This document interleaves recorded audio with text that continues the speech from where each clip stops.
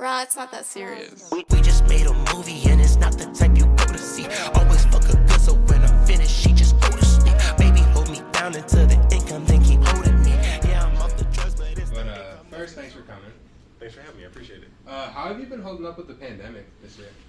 Honestly, I'm in a very fortunate position where my catalog has been able to carry me over, so I'm blessed. I can live off my royalties and residuals.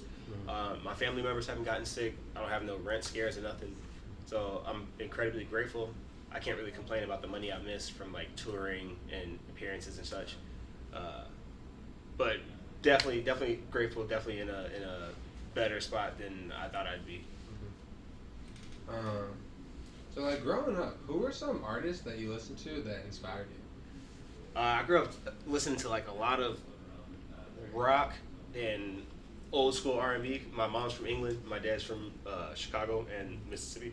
And I grew up listening to like a lot of like Rick James on one side and then like the Cranberries on another. You know, I was listening to a lot of Prince on one side, and then my mom would come in and play AC/DC or, you know, some metal or just Radiohead, things like that. I grew up listening to a lot of timeless artists and really analyzing what made them special. You know, really.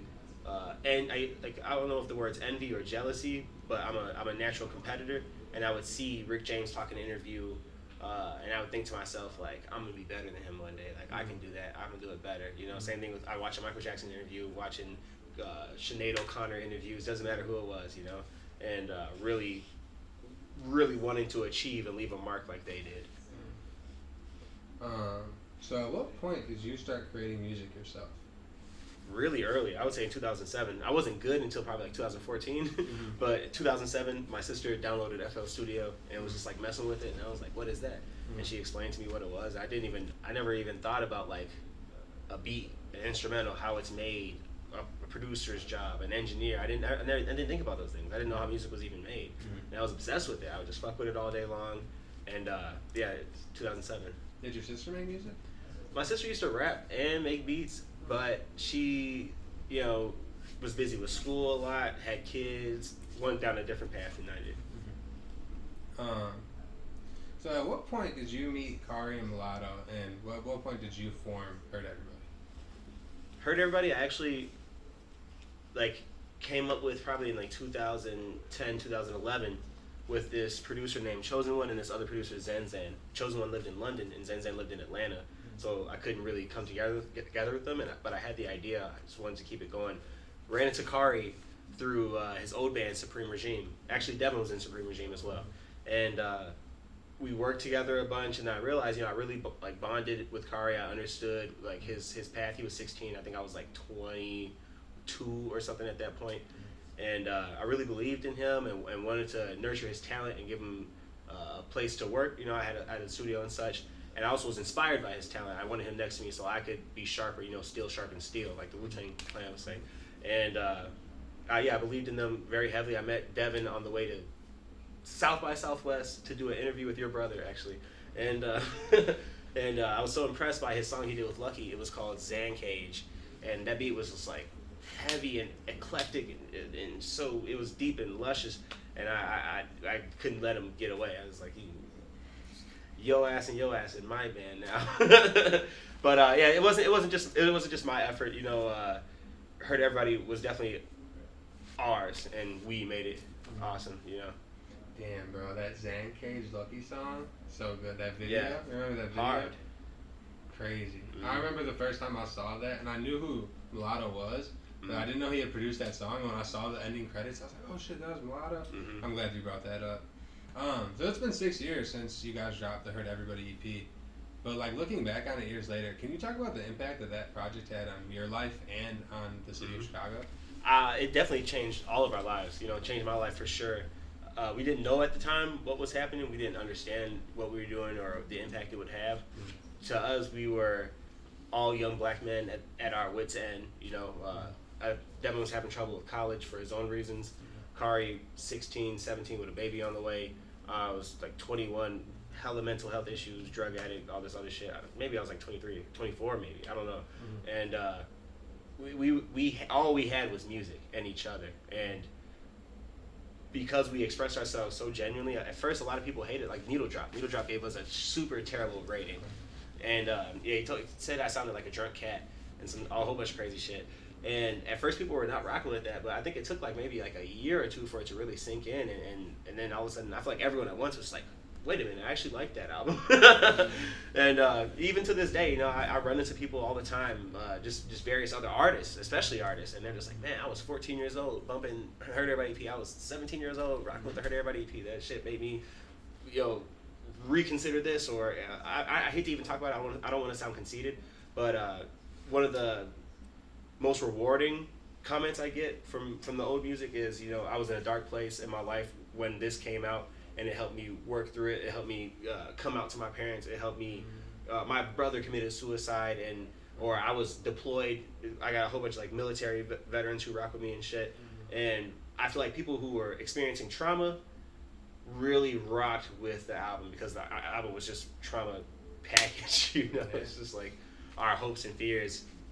Emphasis on fears. Yeah, I agree. I was hella 17 when that came out, and I was so, because Eric obviously put me on, and I was so impressed when I heard it, because I like you said, I didn't really know how music really worked yet until I got like around, and that was one of the first projects I heard, and I was really like, whoa, like this, it felt like a moment, Mm-hmm. I remember the first time I met you, I was at Eric's house, his old apartment, Milwaukee and Western, and Eric was on the balcony with you, Kari, Mulatto, and with Sam. And I was in his room, like listening to Hurt Everybody EP, and I didn't know he was with y'all, because he went out there and he was smoking, so he didn't want me to go out there yet, because like I wasn't smoking weed yet, and he didn't want to be a bad influence. And you had came in to like take a piss or something, and I think you heard the music, and you like poked your head, and you're like, "What's up?" And I was like, "Oh shit!" And we had a conversation. And that was the first time I met you. Mm-hmm. But that project is, I feel like, holds such an important place in a lot of people, and especially all of us at Lyrical, like me, Cole, everyone, like that was such a amazing project, an amazing moment in time. Just to go off what you were saying. Thank you. But so what was that transition like, going from the group to a solo career? It was excruciating and terrible. I, to this day, suffer. A lot of us do, and I don't know what's wrong with me. I don't want to get diagnosed. I don't want no rights taken away from me or nothing. But afterwards, I felt like my flares just amplified. You know what I mean? Like where I would have breakdowns every few months. It was just like every week, another one, completely out of my control.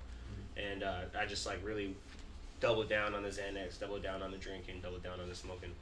And for a long time, I told myself I was okay until I just couldn't no more. And I feel like I was really just on a downward spiral. Not music-wise. My music streams were still going up. I was becoming more popular than ever. But I had the stigma of, a lot of people were just like, man, fuck you, you took away my favorite band, or fuck you, you betrayed Kari, or fuck you, I'm friends with Devin, or whatever, you know what I mean? And I was really alone. I lost all my friends. I lost a lot of opportunities and such. And I would say until really Cole stepped in and sat us down and got us talking to each other again, at that point I was reaching a new level of life myself, becoming better at taking responsibility for my actions, understanding that like learning how to cope. The world isn't necessarily against me, more so than I'm against myself with how I was acting. And it was excruciating. It was really a really valuable life lesson, one I wish I didn't have to learn, but I'm glad I did, because I'll never make that mistake again. And I really learned just to value everybody, like not to assign worth to the individuals, period, not especially the ones that you love, and accept people for their flaws and all, and give that love you ask for, That day at the office was such a tense and beautiful day. When Cole brought y'all in, because y'all hadn't talked like really like that. I don't think that was the first time we'd all been together. I'd seen Devin one time, and we were about to fight, and like people broke it up, and then me and Kari actually did fight. Yeah. And every time we ever saw each other in public, it was that, It was never. So, I remember like when he had the idea, like, oh yeah, I think I'm gonna bring them all in.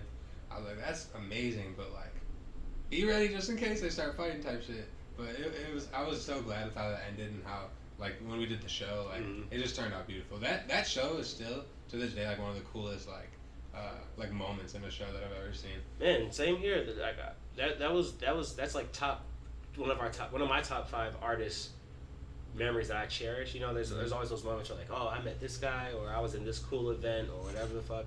Like for me, that's definitely like, I would say the Metro, selling out the Metro is my number one like favorite memory, something I'll always cherish. Playing Lollapalooza is something I'll always cherish.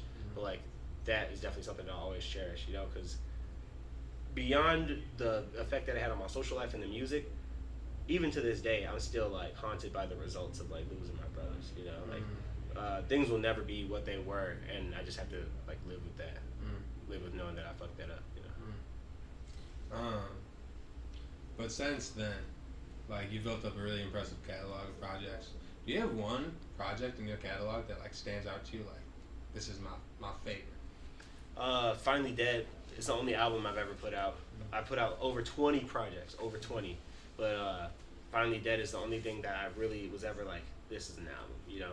And I still don't feel like it was even like album worthy, but it's the closest to album worthy I've ever reached personally, you know. I really like that one. I love the project too. I love the cover. Like, you gotta make a vinyl for that, you know. Yeah. Make a vinyl of that up here for all the interviews. So you have a new project coming out sometime soon. I don't know when. Can you talk about what fans can expect off of that? My next project is called Dead White Men, and prefix right away, it's not about terrorism or killing people or no shit like that, because automatically you already know people are just like, that's racist. And also, you can't be racist against a majority who holds power over you, just so the kids need to know that. But Dead White Men is a revolutionary piece of work. Not revolutionary like this is the best music out, which it is, but it's revolutionary as far as like, I'm gonna spit in the face of white supremacy. I'm gonna put my body and reputation on the line to defy and hinder white supremacy and challenge those who are subject to it, you know, subconsciously or otherwise. You know, a lot of people are tools of white supremacy and don't even understand that they're fueling it, that they're a moving cog in this fascist problem. White nationalism, white supremacy, all that shit is evil, and it's a juxtaposition. The statement itself. We're so used to hearing about, celebrating, listening to, knowing dead black men. Oh, George Floyd and Ahmaud Arbery, Trayvon Martin, all the way back to fucking Martin Luther King, all the way back to slaves and people being lynched, the massacres of 1917 through 23, the Red Summers as they call them. It doesn't mean shit to anybody. It sparks nothing in nobody. I can say dead black man, dead black man, dead black man. Everyone's just like, shut up. It doesn't matter. If I say dead white man, then it shudders. Now it's, what does this mean? I have to stop this.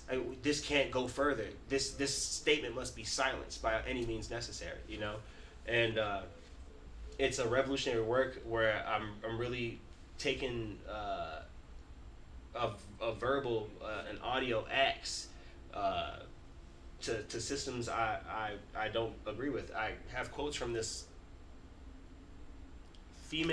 black female voters' rights advocate. I don't know the proper word for it. Named Fannie Mae Lou Hamer, and she's throughout it. And really, I really want young white Americans, because young black Americans, we gonna get this knowledge no matter what. You know, there's a grandparent, there's an uncle, it circulates in our community. We know these things. Tulsa is new to y'all, not y'all, but you know what I mean.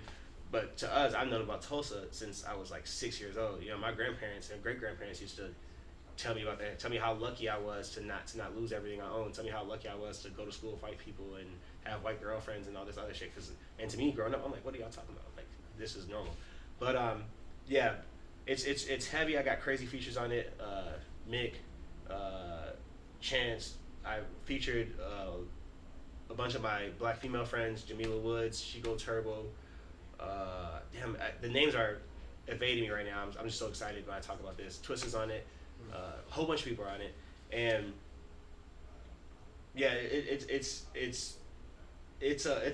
a battle cry that isn't meant to lead to violence. It's one meant to make people form up and fight together, because again, white supremacy and white nationalism doesn't just hurt me. It doesn't just hurt POCs. It hurts poor people. It hurts poor whites. It hurts the middle class. It hurts middle class whites. You know what I'm saying? It hurts everybody who's not making that 400K plus, which is everybody. And until we come together and realize the real enemy are those who pull the strings, and those who enforce our masters' policies, there's no way for our tribes to unite. There's no way for this country to ever be truly great. You know, even right now, this motherfucker's trying to plan a coup. Donald Trump is trying to, literally as we speak, plan a coup of the United States of America. He's firing the directors of national security, firing the directors of the FBI and the CIA and all this shit, and implanting his own people because he's about to try and take this shit. And this is a product of white supremacy, white nationalism, and fascism, which is something that we should all stand against. It's a shame. I remember I commented on Cole's post recently about voting, and I just said vote him out. That's all I said. Vote. I didn't say white devil. I didn't say evil this or none of that shit. Just vote him out. And to see so many young white people respond with just hate, vitriol, just malice, not even old enough to vote, just speaking their parents' words, shocked me. Didn't expect it. It always shocks me. But yeah, it makes me double down and feel like when I'm doing it, I have to do this. Like I have to do this so other people do this, so other people talk about this, so other people shine a light on it. And we have, our generation has to face it. You don't want your kids to face this. I don't want my kids to face this. I want my nephews and nieces dealing with this shit. It has to stop with us. You just dropped the single Kool-Aid Man. What made you decide to work with Autumn on that song? Man, Autumn is an amazing young talent. I spend a lot of time on Instagram, SoundCloud, all the platforms, just tapping in, seeing what's new, seeing what's happening. And when I came across Autumn, it immediately, it was probably about maybe a year and a half ago, before his numbers really were going crazy.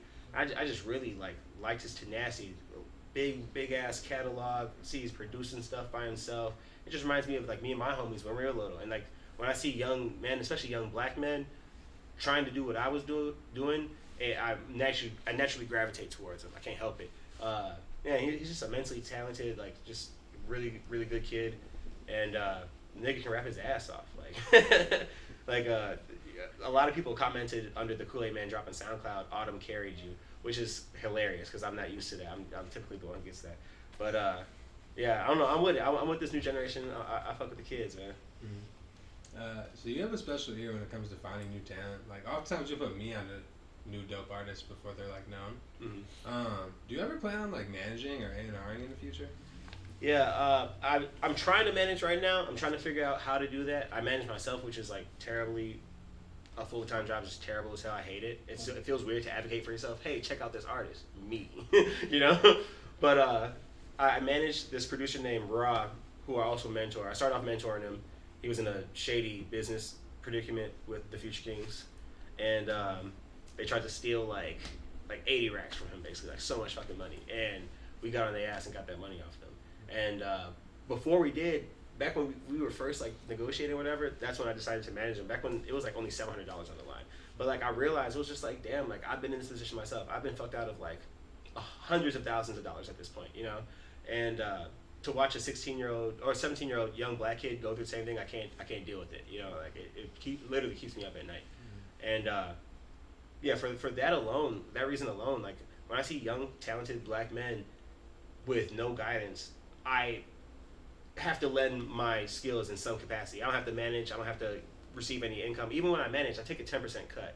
No manager's doing that, especially offering what I offer. You know, like no one's gonna fight for you and get you placements and get you what you need for fucking 10%.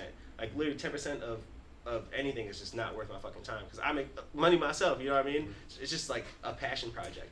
But yeah, I love managing. A&Ring. I don't know about A&Ring. I feel like that's more like slave trading, but management is good because I want to put people in positions to be career artists. You know, I'm a career artist. I've been doing this shit for like 12 years. Every year I make more money than I made the last year. And it's amazing. And anybody can do this. Not anybody, obviously, but there's ways to do it if you have the right talent, the right tenacity, and the right spirit. And I want to help young black men who have those combinations flourish. How do you think your music has transformed over the years with like gaining different perspectives and going through different life experiences? Man, it's vast because like really yeah, I was thinking about this the other day. Like, people have the opportunity to like listen to 13 years of my diary. You know what I mean? Like, there's chunks of it where I was addicted to drugs, and there's chunks of it where I'm completely sober, and there's chunks of it where I'm in a relationship, and chunks where I'm not in relationships, or chunks where I'm in several relationships, or I hear pain, and I can remember things differently. You know, your memory is kind of like taste and sense, and okay, this kind of happened, but once you hear it, out loud. Like, I listened to the Hurt Everybody EP the other day. I heard that song, You Don't Have to Hurt Alone No More, and it made me call my mother, because it was like I wrote that song about my mother, you know, and the things that she deals with, domestic issues and all that shit, and it reminded me of, like, you know, why I really wanted to ever get on. I never really wanted to get on until I was in a position where I realized, damn, like, it's up to me to really change my mother's fate. It's up to me to change my little sister's fate. It's up to me to change my nephew's fate, because can't nobody else in my family do that. And yeah, it kind of reinvigorates and makes me feel motivated again. Because again, I'm an artist on some, I just do this. I make music. I will always make music. Even if I wasn't getting money for it, I would still do this. Nothing would change, you know. But yeah, it's cool. It's cool to go back and really hear where I'm coming from, really hear how I was feeling and what I was going through. And I feel like other people can feel the same thing. So I guess to get back to my question, I'm sorry, I'm so long-winded. What I've noticed is just exponential growth, and I feel like I'm rewarded for it more so than I'm punished. A lot of artists aren't fortunate enough to grow with their audience. Some people grow and they're shut out. An extreme example on the right would be, what's that nigga name, Boont Gang? He became John Gabbana, and now he wants to be Boont Gang again. But like, those kids who knew Boont Gang, who were 15 and shit, are now like 20 and shit. So like, that whole fan base is gone, you know. And these new 15-year-olds, who knows if they even care about you still in Dunkin' Donuts now, you know? Like, you can't keep rebounding and shit. Whereas I feel like I came out the gate really diverse, really eclectic, singing, screaming, rapping. That it's par for the course at this point. So you've worked with Twista a few times, and you guys have a cool relationship. Mm-hmm. Can you speak about his importance to Chicago? I feel like he gives a lot of young artists a lot of their first like big looks, brings them around, just kind of like an OG to a lot of people, and I feel like he doesn't get that credit. Can you just talk about his importance to Chicago? Yeah, a lot of people fail to realize without Twista, there would be less of a non-existent Chicago music industry. You know what I mean? Like, we don't have a lot of titans. We got Twista, Common, R. Kelly, Chance, Kanye. I can't get off this one hand. And you can always try and say the Dirks and the Herbos and all them, but they haven't really escaped yet. They haven't really cracked that underground barrier. Dirk's like the closest to cracking that barrier. Chief Keef. Yeah, so we really got like 6 invincible juggernauts I can think of off the top of my mind. And every other city has way more than that, you know? And not only do they have way more, but they support and love. We were talking about the West Coast earlier. West Coast legends live forever. You know, that they love the motherfuckers out there. In Chicago, it's just like, motherfuckers only like you as far as they can throw you, and then after that, it's like, it's just gone. But for me, for example, Twista's been the only older man who's ever helped me out in this shit in Chicago. The only older rap nigga who's helped out, and yeah, I'm incredibly grateful for that. I dare say Twista's mentored me. That, like, after Hurt Everybody broke up, I was super fucked up. I got kicked out the music garage. I had a studio there, and I got kicked out my parents' house because I was just like super bad off the drugs. Like, I couldn't like be nowhere. And Twista just let me come to his like really fucking nice state-of-the-art ass studio and record there for free. I recorded all of Finally Dead there. Like, I wouldn't even have my album if not for Twista, you know. And I try and lend those same resources. That's why I mentor. I mentor two young men myself, and even beyond the mentoring, I'm just with that providing space for the youth shit, because you have to do that, period. You know what I mean? Like, the youth needs space. The youth needs resources, and can't nobody else give it to them but us. So you work with a lot of Chicago artists already, but who are some Chicago artists that you haven't had the opportunity to work with yet that you want to in the future? Damn, man, I would love to work with Smino. I feel like Smino hate me, but I would love to work with Smino. And I would love to work with No Name. Will you answer my DMs, No Name? No name. Follow me on Twitter. She won't open my DMs. I've been DMing her since 2017. She ain't opened up my DMs. What the fuck? Really just like Smino, No Name. Everybody else I've worked with, you know. But Smino, No Name, like I really feel like I could make super crazy hits with Smino. And I feel like me and No Name could just really make invincible food for the youth. Not even art, just food. The kids need that shit. They need to eat that shit, you know. So you kind of already touched on it, but I love asking this question to Chicago artists. So what do you think is missing in Chicago's music community? Community. Yes. Community. We're missing community. Before COVID, I was throwing free shows. I reached a point, I was talking to my dad about this, and he was just like, why don't you do shit? And I was like, what you mean why I don't do shit? Like, I do a lot. He was like, like, the scene is dead. Nobody's like there's no shows every weekend. Like, niggas not at ciphers. Like, and my dad is just such a crazy, weird ass motherfucker. Like, just creeps on everything and watches all the social medias and is like so involved, And he was like, you gotta do. It's funny that I'm saying this. He was like, you gotta do damn near what Cole is doing.